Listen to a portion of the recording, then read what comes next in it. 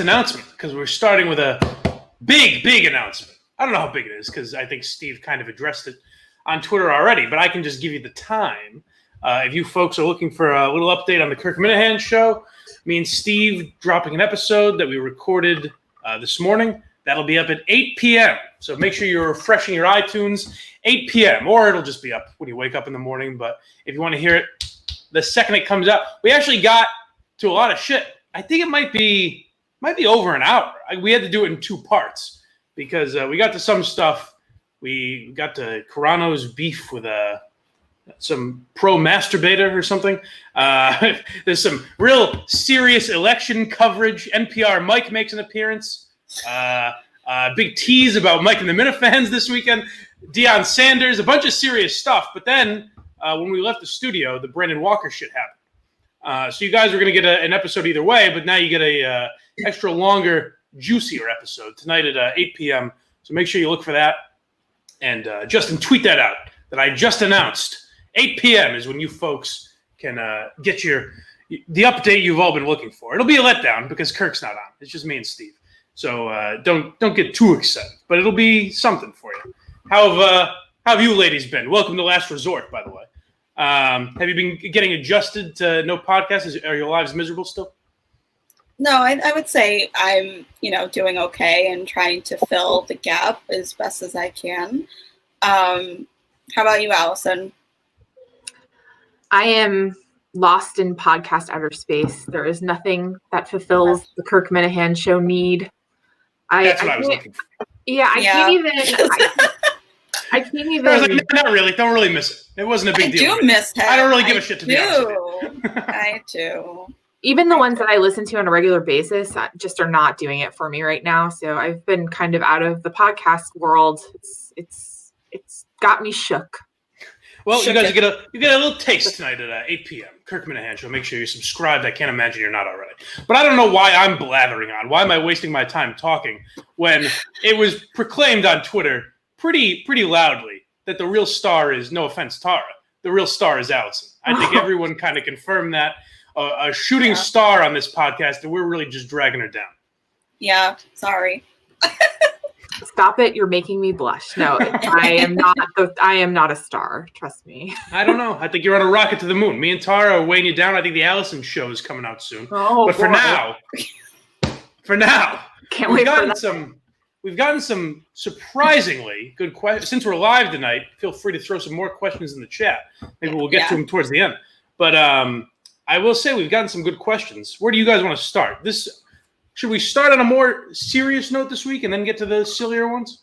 Yeah, I was going to start with the one that was geared towards Mike and the more serious one about child of divorce. So I'm going to go into it. So as the son of a divorced couple, have you ever thought about whether you'd have preferred your parents stay together instead of getting divorced? So that's the first part. Yeah, and he okay. Yeah. I don't think so because I don't know. It's weird. I've talked about this in therapy a lot, but it was always an afterthought to me as a kid. Like when I was told, I think my mom told me that they were getting divorced, and I was like, yeah, okay, because they were fighting all the time. I was only 8 or 9 years old. But for whatever reason, at that age, I was like, yeah, that's no. You guys don't seem to like each other too much, so it's not that weird. And I think my stepdad was kind of more of a father figure than either of my parents. Neither of my parents were, imparted a lot of wisdom on me. That was kind of my stepfather and my grandparents a little more. So no, I don't think it would have been good if they stayed together, because it would have just been a miserable household. They wouldn't have fought any less, certainly. So it would have been rough growing up. But what's the second part? The second is for, I guess, Allison and I, and it said if you are married with kids and the marriage is bad, not DV issue, just a marriage where you don't love each other, blah, blah, blah, but are staying together for your kids, do you think it's better to stay together for the sake of the kids, or do you think it's better to just get divorced? And from my perspective, my parents stayed together when they shouldn't have for a very long time. And I think they thought it was helping me. But I also think it made things worse because as I was getting older, I was observing, the environment that I was in, and it was pretty bad. So I would say it's a hard decision. I get that. Like, you want to do what's best for your kids, but, do you think the outcome would be better if you just separated? And I understand that there are a million factors that go into that, but I think personally, I would have rather my parents separated as soon as possible versus like try to stay together until I was older, because it wasn't till like I was 10 or 11 that they actually parted versus they were having issues since I was probably 3. You know what I mean? So it was like this big thing. What do you think, Alice? Yeah. It's a tough one. It's a real tough one. I think when you're married and you share assets and you have children, and it's a very difficult decision to make because there's a lot at stake, and you don't want to mess up your kids, and as a mom, right? Like, I don't want time away from my children. I don't want to have to split them up half the time. I want my kids every single day. And so I can see, why people stay together, but I can also see that it might be healthier in the long run to model more positive behavior for your children, and not, stay in a relationship and sort of teach them to repeat the same thing, because as I have seen in my own life, history does repeat itself. So I think it's an individual decision that everyone sort of has to make for themselves, but I can see both sides of it. Mike, are you like terrified that you're going to end up divorced or like your parents? I feel like everyone's scared of that. No, I'm not really, because it kind of taught me in a weird way not to get married too soon. My parents were high school sweethearts, and so they got married. I mean, they didn't get married in high school by any means. They got married at like 25. So I guess I'm screwed then. Well, no. Tara, but honestly, Tara, you guys waited what? 11 years, was it? 10 years, something like that? Yeah, a long time. So that's a lot. So you guys really waited. They didn't wait quite as long, and it was, I don't know this because I obviously wasn't alive, but I don't know if it was a situation where like, hey, let's get married, or hey, let's have a kid to get the spark back or something. I have no idea. I just know that when I was 8 or 9, whatever I was, I knew in my mind, like, oh, that's not that weird that they're getting divorced because they fucking fight all the time. They hate each other. So if I knew that then, I can only imagine it would have been a miserable household when I was more aware of what was going on.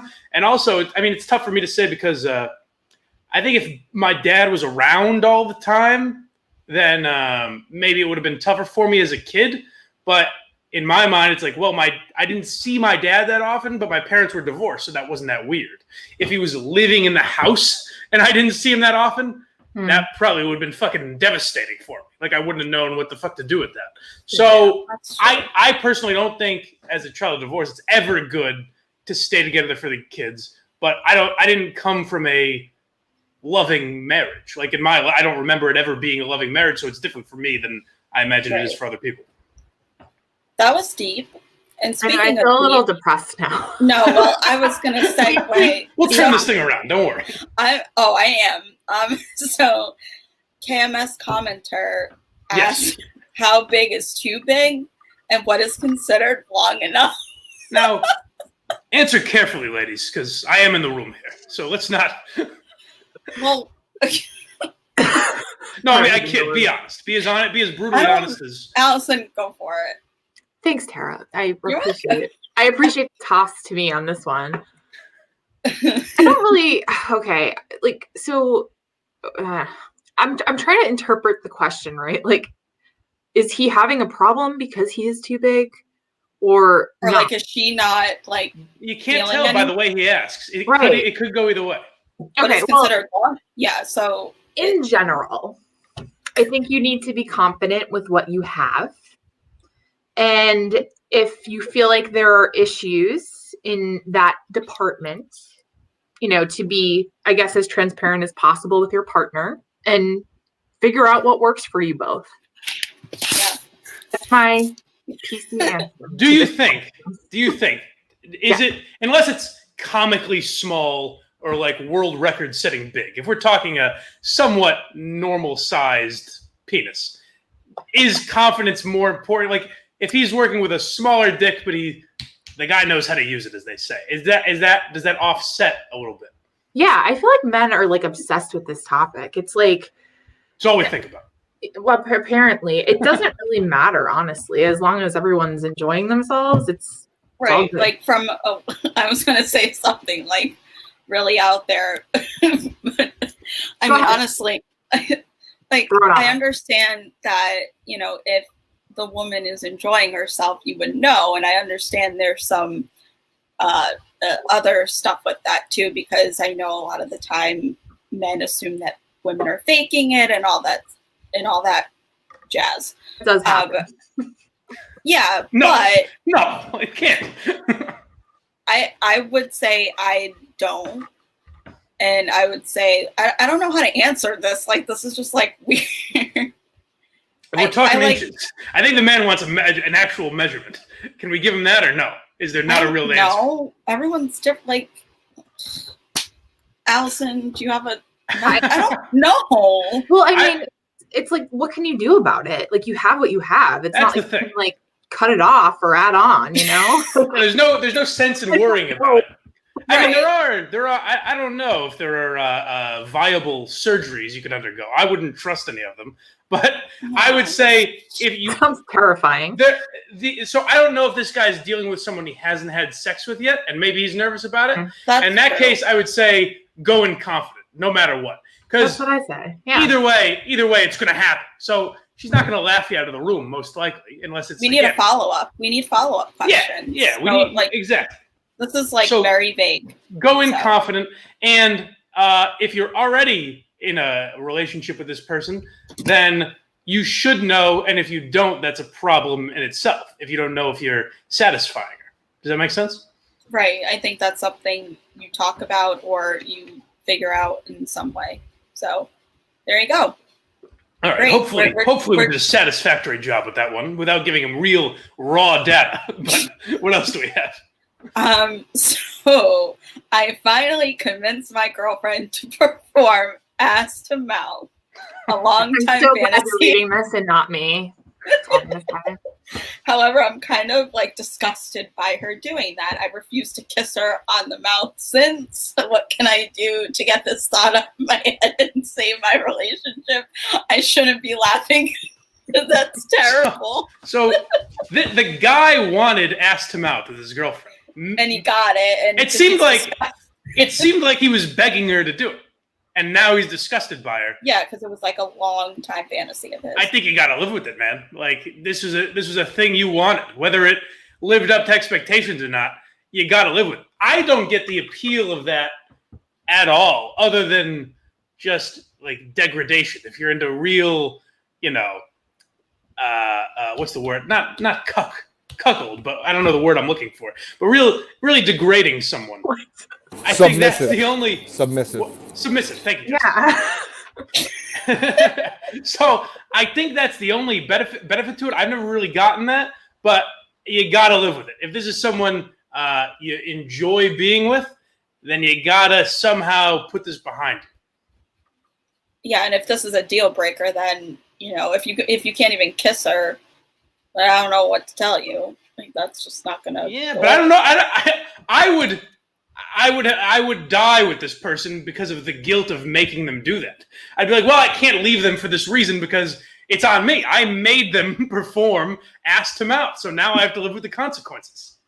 Listen, there's something for everyone. Okay, Right. Like I am not here to judge people's whatever fantasies or what they like or what they want to try. Good for you for being adventurous, but you're the one who asked for it. Like. Right.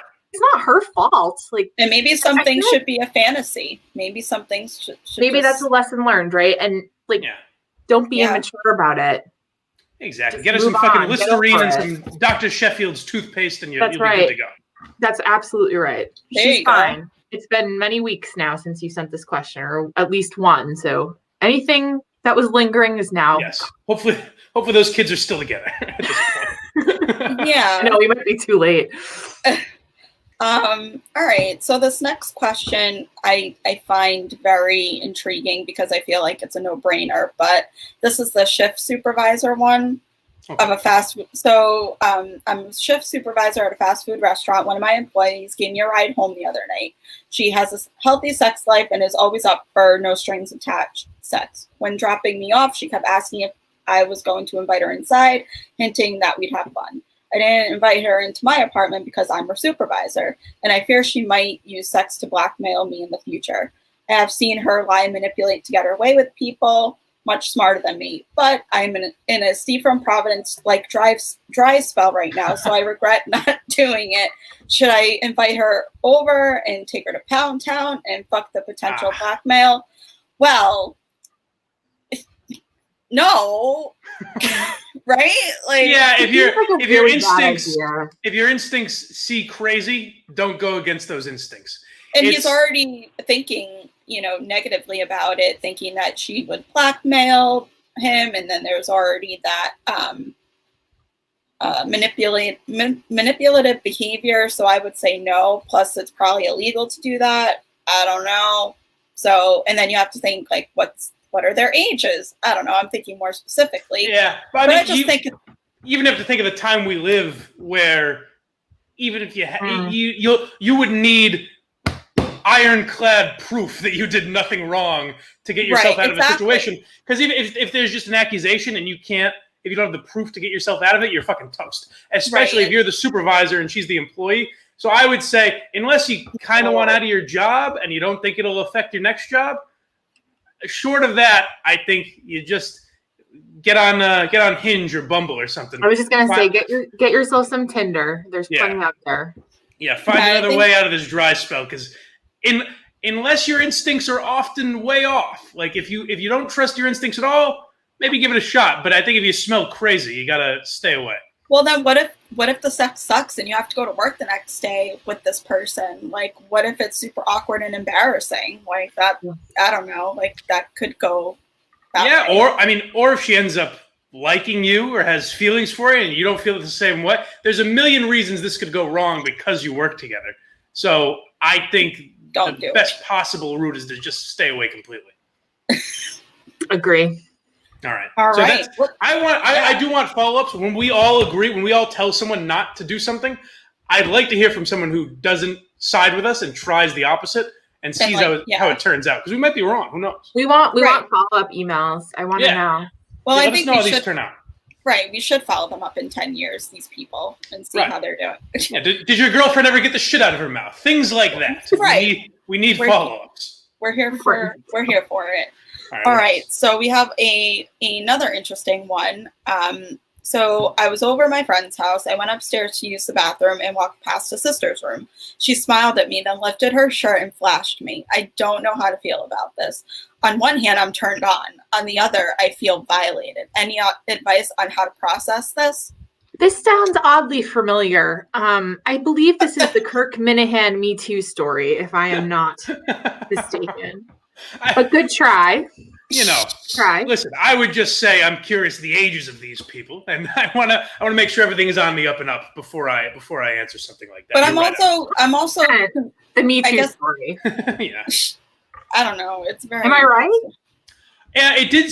Honestly, it did sound familiar. So when you said that, I was like, "Oh, okay." When I read it, I didn't pick up on that, but I was like, "It sounds a little odd. It didn't seem right." But now that you're saying that, I think it is a reference to the show. I'm pretty sure. But also, I'd like to know the ages of the people involved if it's not a show. Right, reference. And I'm looking into it. Like, how can you feel turned on and violated at the same time?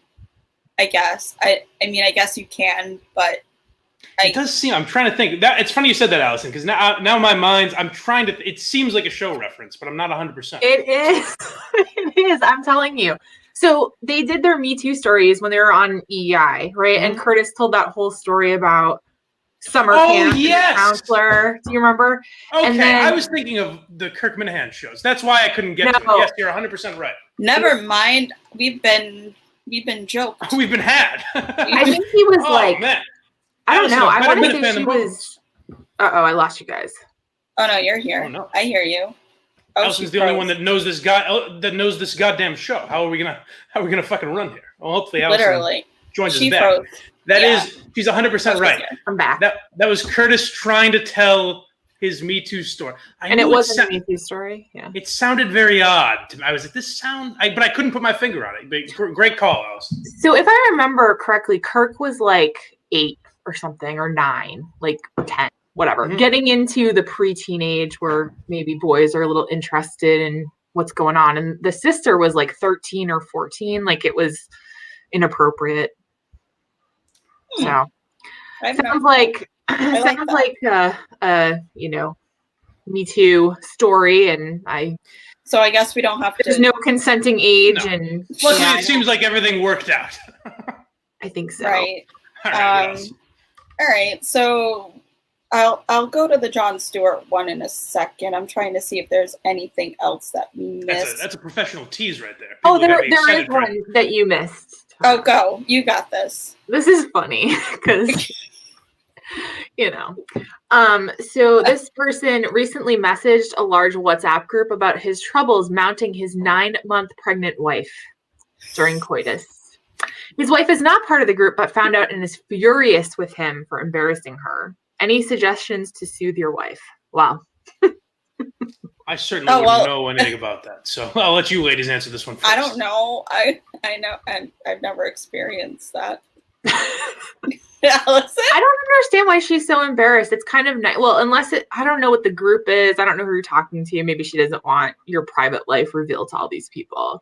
But it's kind of considerate that you're trying to make things good for your uncomfortably pregnant wife, which being pregnant at 9 months is not fun. I saw it as more of a strange thing. Unless the guy didn't go into what details he gave and he got very super personal, then that's obviously over the line. I get why she'd be mad about that. But it seems like you're just asking friends for advice at a stage where you probably need some fucking advice. Like, I can understand that. So tell her to shove it up her ass. Women always love that, right? No, I mean, obviously you have to be considerate, but I think you're in the right on this one. So I'd say don't go overboard. Just kind of, massage the ego a little bit. Tell her everything's going to be okay. Get back on her good side. But no, you won this one. I think you're right. You get the Geary stamp of approval here, fella.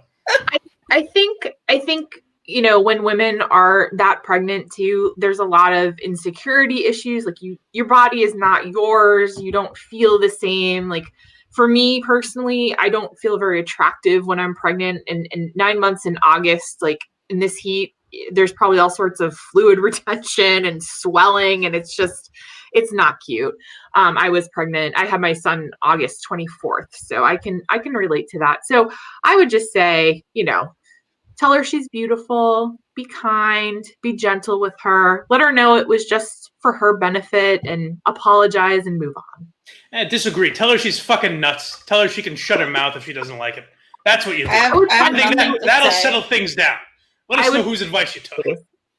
Just so you know, that would not work very well. Well, you would be outside sleeping on the sidewalk, probably. Are we closing with the great Jon Stewart? I think so. I mean, there hasn't been any comments, like good questions. So there's another question you didn't read. Oh, go. All right. So this was actually a voicemail. Somebody was having a slight problem. His girlfriend and he were sitting in their bedroom watching TV. Girlfriend decided to go out in the balcony for a cigarette. Sooner she goes out, she calls me to go there, witness something. Lo and behold, my next door neighbor is out by his pool doing the dirty with his wife of 20 years. And he's putting me to shame with what they do in positions like the butter churner, the three dog, Amish snowplow. Sorry, there's no commas. And like this, I don't know what the last one is. The butter churner positions. I don't even. I can imagine what that is, kind of. His girlfriend thinks he's a total jump in the bedroom. So my question is to Mike, you're a guy that constantly disappoints in every facet of life. Mm-hmm. Guessing that's a lot of experience. Could you give me some suggestions? Like, how do you trick someone into making them think that you're more adequate and more valuable, even though there's so many more talented and worthwhile people out there? I'll hang up and listen. That's tough. I think you gotta go, if you're really that inadequate as I am, I think you have to go the other way and kind of make them feel bad for you. They'd be like, I know I'm a loser, right? And then they're like, no, you're not that bad. It's almost like pity. Yeah, well, the woe is me routine that I've. Why don't you do research and try to get better? That's crazy, Tara. That's crazy talk. No, it's not. That's way too much. That's way too much effort. You can't do that. Oh my God. No, I disagree. Men make women, work on themselves, or there's things that men want women to do. So now it's time for them to. I think my real answer would be if your wife is dissatisfied with your sex life, there's other problems in general. It doesn't matter what other people are doing. If she's dissatisfied, she's dissatisfied. That might be for a couple days. She's like, wow, I can't believe what they were doing. Why can't we do that? That might mean you've always needed to spice up your sex life. That's true. Yeah. That's true. Okay. Indicative of a bigger problem. I just want to know what the Amish snowplow is. Amish snowplow. Let's see. Let me guess. I can't even imagine, really. The butter churner? Anyone heard of that one? The butter churner, I can imagine the woman is upside down, and I'm going to look it up. Oh, it's just... The Amish snowplow is you are hitting a girl from behind, you then break her arms and push her around the room like a snowplow. Oh, okay. So, wife's into some pretty kinky stuff. That's what the neighbors are. Look, I gotta say, you shouldn't be embarrassed, sir. If you don't live up to this, the neighbors are into some weird shit. Don't hold yourself to the neighbors. Hey guys, I know this. It was the last thing Justin Googled. Luckily he had it up. I'm dying. Oh my God. So, like someone at first on the floor, like going all over the place. What the? I'm sweating. Well, now we have to know what the butter churner is. Wait, yeah, Justin. I don't know what that is. Well, while you look that up, yes, my advice would be to maybe not do a position that breaks your person's arms, but maybe you need to mix it up a little bit. I agree. Do some research, make some suggestions to your girlfriend, spice things up. The butter churner is a polygamous sex act in which a woman lies on her shoulders with her legs up in the air, spread at about 90 degrees. One man stands perpendicular to her and between her legs and position his penis straight down into her vagina. Two other men or women, if they have the upper body strength, stand on either side and hold onto the woman's ankles. They then pull her up and down onto the man's penis, really complicated. using her legs just like the handle on a butter churn. Okay. So. Just as I suspected. My stomach hurts so bad. So your neighbors clearly were not doing this, so. I was like, oh yeah, I think I know what that is. No, that's not. Well. And if they were, they're very impressive. I think we could do a whole episode on just like odd positions and like read them and talk about I think we should, and they should be read by Justin. So send in any positions you want read by Justin. Mind you, what I Googled was on like Urban Dictionary, so I'm sure that's, a nice reliable source, but holy crap. So if anyone's out there that, needs some spice in their life, there you go. Make sure you send those in, by the way, to lastresortkmn@gmail.com. Any and all sex, Jon dating, Stewart. relationship questions, welcome. Tara, I was getting to it. Should we close with Jon Stewart? Yes. All right. Yes. Okay. How many minutes into a call can you ask a woman to have coffee? No. So I have so many questions. 0.5. Are they? Do you know the woman, or is Jon Stewart, as he may have learned from the Kirk Minahan show, or just did throughout his entire life, just dialing numbers and finding women that way? That's what I would like to know first and foremost. What is their prior relationship? But I like that Jon Stewart's getting out there, and I like that he's using proper etiquette. I think if you know each other, if you know each other and you're on a phone conversation basis, I think a couple minutes in, you can say, hey, by the way, why don't we do this in person sometime? Yeah, I like that. It's very old-fashioned phone call, not texting or, Snapchat. He's a gentleman. I know. Love it. I think, like you said, Mike, pretty much if you've known them for a while or, the conversation's going well and want to take it to that next level, go get some coffee. Allison, any advice for Jon Stewart? I don't know how to top that answer. it's about the timing of the question. It's more like making sure it's a little bit more natural. Like, so it's not, there's not like a lot of pressure. Like 5 minutes. Okay, I if the think now's a good conversation is going well and it seems natural to insert it in there, no pun intended, then, go for it. But if it's not, like, you can get vibes from people if things are going well or not, so Right. anyway, it's less about the amount of minutes than it is about the flow of the conversation and your connection with that person. Great point. If she tells you about a death in the family, John, don't go, all right, we're at 5 minutes. I got a question for you. Probably not. Feel the vibe out. Read the room a little bit. That's right.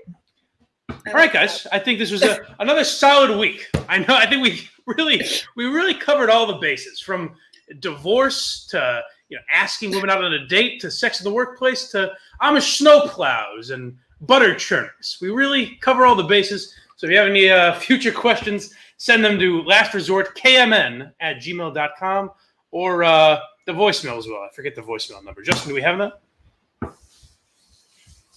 Let me bring it up. I'll tweet it out. It's fine.